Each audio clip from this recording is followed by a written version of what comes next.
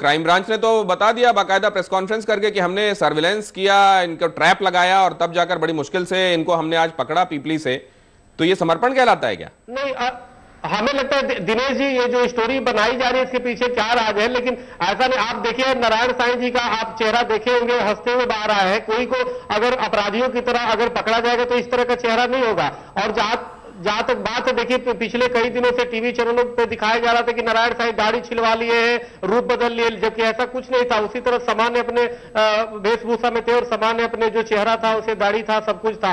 अभी सुबह ही हमें फोन आया कुछ लोगों का कि नारायण साईं ने अपनी गिरफ्तारी दी है, लेकिन उसको जिस प्रकार से टीवी चैनलों में दिखाया गया कि उनको गिरफ्तार किया गया, तो हमें लगता है ठीक नहीं, और कानून का सम्मान करते हुए अपनी उन्होंने गिरफ्तारी दिया है।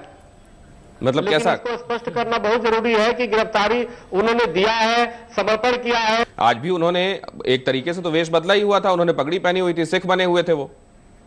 पगड़ी तो जब जोधपुर गए थे उन्होंने प्रेस कॉन्फ्रेंस किया था, उस समय भी पगड़ी पहने थे। पगड़ी कभी पहनता है, अभी पगड़ी उतार देता है, ये कोई विषय नहीं है। लेकिन देखिए, ये तो पूरी तरह आप समझ लीजिए एक बहुत बड़ी षड्यंत्र चली जा रही है कि सनातन धर्म के संतों को या सनातन धर्म का जो प्रचार प्रसार कर रहा है या उसमें कार्य में लगे हुआ है, उसको कैसे परेशान किया जाए। अभी देखिए आसाराम बापू और इनके द्वारा, इनके संस्थाओं के द्वारा हजारों प्रकार की प्रोडक्ट समाज में आता है जो देसी बने हुए चीज होती है, जैसे साबुन हुआ, तेल हुआ और तो तमाम दवाइयां भी आती है।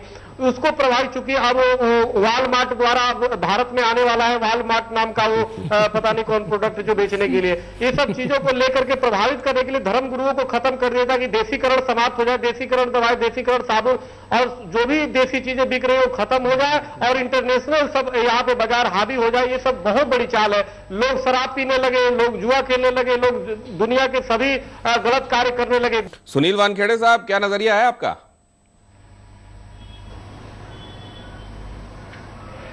देखिए, ये जो नारायण स्वामी जी की बात चल रही है, ये जो माँ से अभी बोल रहे थे कि भाई वैदिक प्रोडक्ट्स दूसरों के भी आते हैं, सिर्फ बापू जी और नारायण स्वामी को क्यों निशाना बनाया गया है? और ये निशाना बनाया गया तो क्या ये आज पहली बार बनाया गया है?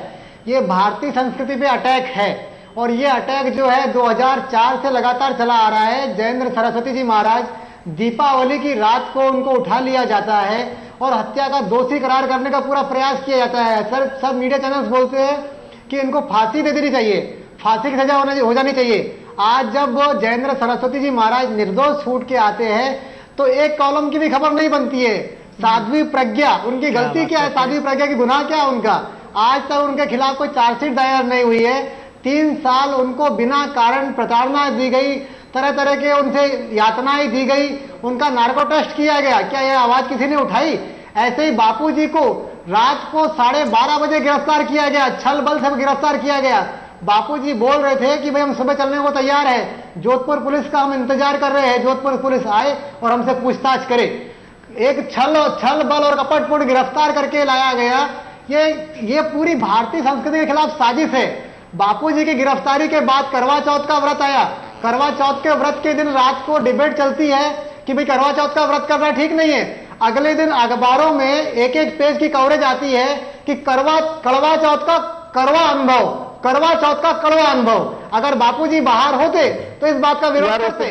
इसीलिए संतों को के ऊपर ये अटैक किया जा रहा है।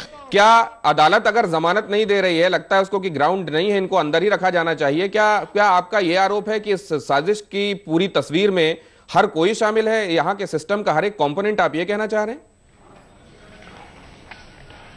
हर कोई, अरे देश में मैं आपको बताता हूं सिस्टम क्या चलता है। मेरे पास पुख्ता प्रमाण है। मैं प्रमाण के आधार और सबूतों के आधार पे आपको आज चीज दिखाना देना चाहता हूं। मैं कैमरामैन से कहता हूं कि इस डॉक्यूमेंट को दिखाए, प्लीज इस डॉक्यूमेंट को दिखाइए।